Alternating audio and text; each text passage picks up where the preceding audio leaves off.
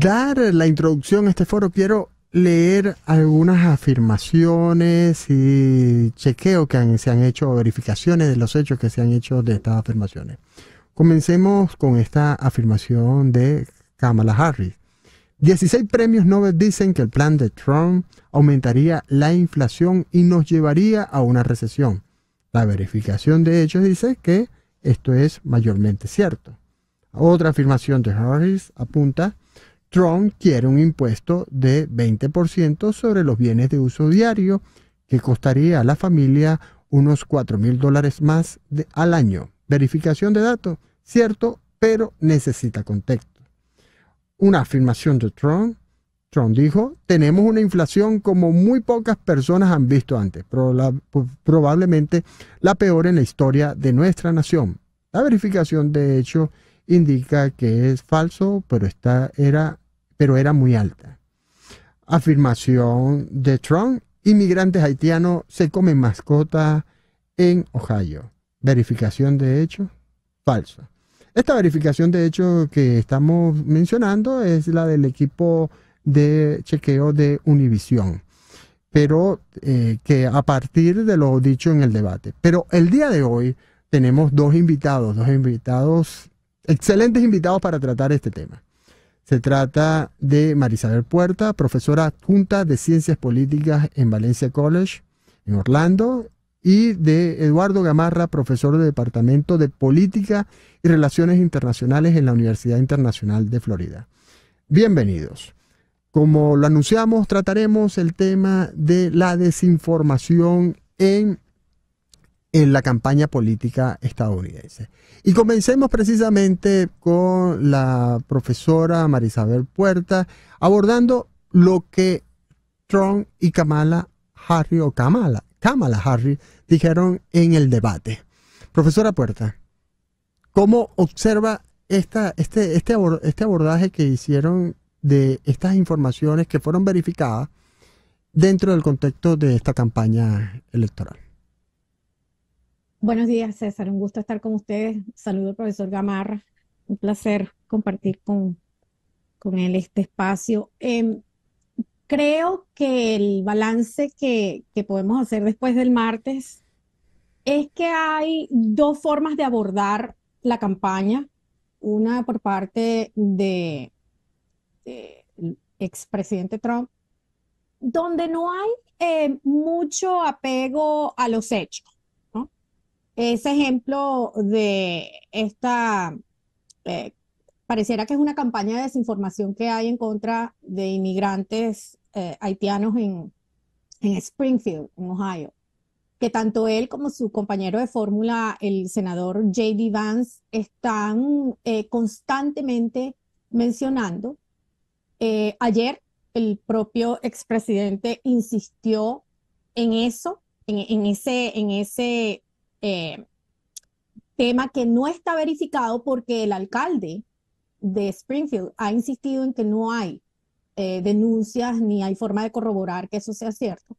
Pero además de que volvió a mencionarlo, también mencionó el caso de los venezolanos y el tema del Tren de Aragua. Entonces, ¿cuál es el problema? El problema es que esa campaña pareciera que está muy anclada no en hechos, sino en la generación, la difusión de desinformación. Eso es preocupante, no solamente por el tema de la migración. Mencionabas el ejemplo de la propuesta inflacionaria del expresidente Trump, que él la está vendiendo como todo lo contrario. Y los economistas que hemos leído, que han insistido, comenzando por Paul Krugman, cada vez que sale algún comentario sobre la propuesta económica de la campaña de Trump, sale el profesor Krugman a decir, a desglosar, al igual que el otro profesor Justin Wolfers. Están insistiendo en que hay una intención de vender una política antiinflacionaria que es realmente inflacionaria. Entonces el problema está en que por una parte pareciera que hay una intención de presentar esto como hechos, pero sin que realmente haya un trasfondo de probabilidad. Profesor Gamarra, ¿por qué si es tan evidente que existen elementos o existen organizaciones para realizar una verificación de los hechos, los políticos y en este caso los candidatos y específicamente el candidato Donald Trump utilizan hechos que realmente conducen a la desinformación en el contexto de una campaña electoral? Bueno, es una muy buena pregunta y creo que hay que ponerla en el contexto de lo que son campañas políticas, ¿no? El objetivo de una campaña política es ganar y se basa en estrategias. Muchas veces estrategias que tienen un trasfondo de investigación profundo, donde se testean mensajes entre la población a la que uno está tratando, digamos, de cortejar, ¿no?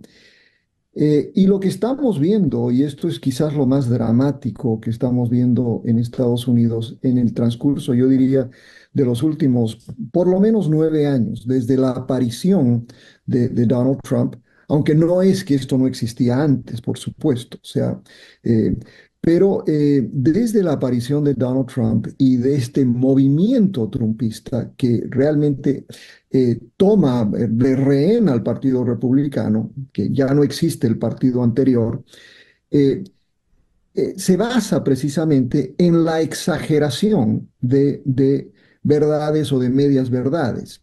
Y en ese contexto lo que sucede, y esto es quizás lo más importante, es que el público objetivo cree absolutamente todo lo que dice el mensajero. Y Trump mismo lo dijo en un momento en el que él empezó su campaña en el 2016 diciendo que podía asesinar a alguien en la Quinta Avenida y nadie lo recriminaría. Eso se ha convertido básicamente en la fórmula. Él sabe, su campaña sabe que la exageración o de medias verdades funciona. Le creen absolutamente todo. Por eso es que esta cuestión, por ejemplo, que sucedió en el debate sobre los gatos o los perros o los gansos, no sé qué cosa, no solo que se ha desmentido, lo desmintió un gobernador republicano, el municipio de Springfield. Lo mismo en Aurora, Colorado, también han habido desmentidos, que si bien hay presencia de venezolanos que pertenecen a pandillas, no se ha dado esos incidentes sin embargo, la campaña ha redoblado esfuerzos en contar el cuento de los gatos, ¿no? Profesora Puerta, vemos que, como lo dice el profesor Gamarra, que estas informaciones o estas desinformaciones van dirigidas a ese público objetivo. Pero en ese público objetivo, ¿acaso no puede existir la posibilidad de que ante una evidente desinformación, mentira, falsedad, el público objetivo pueda decir, oye, no sigo a este candidato, me abstengo de votar, no lo apoyo más, y ni siquiera digo votar por el otro candidato, sino, mira, es tan mentiroso que no lo quiero, no tengo confianza en él? Esa posibilidad no existe. Yo creo que el problema fundamental es que hay un esfuerzo abrumador de generar confusión, porque la desinformación va a ser efectiva en la medida que el receptor del mensaje no tenga opciones. Y lo que estamos viendo, al menos en Estados Unidos en este momento, es que las opciones son escasas. Primero, la mayoría de la gente se informa por redes sociales. Quizás hay un sector, digamos, de 55 hacia arriba la edad que todavía ve noticieros televisivos, que puede que escuche radio, pero hay una buena parte del segmento joven y de edad adulto, digamos, 30, 45 años, que utilizan el recurso de las redes sociales por la inmediatez. Y ahí es donde está el problema. ¿Por qué? Porque nosotros tenemos que categorizar por edad, por grupo etario, pero también el tipo de información que les está llegando. ¿Es un noticiero? ¿Es un talk show? ¿Son simplemente influencers que tienen un podcast? Eso también tiene una repercusión en la calidad de la información del receptor. Entonces, el no tener un contexto veíamos el caso del video que se hizo viral de un supuesto automercado en Colorado, donde la gente se veía que estaban llevándose los productos como una especie de saqueo y decían que eran venezolanos en Colorado. Y se veía claramente que era en Brasil porque era en portugués y era el idioma que estaban hablando en el video de fondo. ¿Qué pasa? Cuando una persona no sabe distinguir entre español y portugués, es fácil que caiga en esa trampa. Tenemos una población no solamente desinformada, sino poco educada en términos globales de distinguir, hacer esas distinciones. Además, añado, el caso no es solamente en la población angloparlante. Lastimosamente, también en nuestra comunidad hispanoparlante en Estados Unidos y concretamente en Florida, estamos siendo objeto de una campaña incesante de desinformación a través de grupos de WhatsApp, a través de otros medios donde la gente quizás no está directamente viendo lo que está ocurriendo, pero recibe información sesgada, tergiversada y termina creyendo eso. Entonces, si no hay contexto, si no hay una formación clara de cuáles son, dónde están situadas desde el punto de vista ideológico las intenciones del emisor del mensaje, es muy fácil caer como víctima y lamentablemente no tienen el suficiente criterio como para hacer esa distinción. Profesor Gamarra, una pregunta para cerrar. Es una pregunta que siempre se hace en estos contextos, pero que es necesaria porque hay que profundizar y remarcar esto. ¿Qué se puede hacer? ¿Qué pueden hacer los ciudadanos y qué podemos hacer nosotros los periodistas frente a una situación como esta? Sí, mira César, quiero volver un poquito a lo que decía María Isabel, que tiene que ver con la vulnerabilidad de nuestra comunidad, la comunidad hispana, a la desinformación. Mira, yo tengo el privilegio de formar parte de una se llama el Digital Democracy Institute of the Americas, que se dedica precisamente a investigar la desinformación. Recientemente, en julio, se hizo una encuesta y en esa encuesta a hispanos descubrimos algo muy interesante, que el hispano que ha pasado mucho tiempo en Estados Unidos, que habla inglés, es menos susceptible a la desinformación que aquellos que reciben la información en el idioma español. Qué interesante. Eso lo que quiere decir en particular, y haciendo un análisis, todos los días hacemos un análisis de contenido de programas como los de ustedes, ¿no? Y hemos visto algo extraordinario, ¿no? Que es lo que denominamos mainstreaming, que es lo que la profesora decía, que es lo siguiente. Aparece una noticia, por ejemplo, generada en WhatsApp, que sale de una red social que puede decir cosas como que los haitianos comen gatos, ¿no?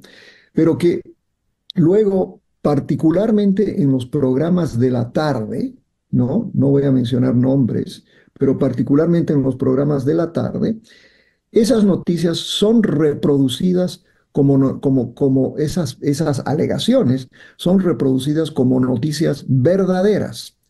Y eso genera ese mainstreaming, o sea, se convierte ya en una noticia, porque lo dijo un famoso periodista en la radio en la tarde, ya es noticia oficial.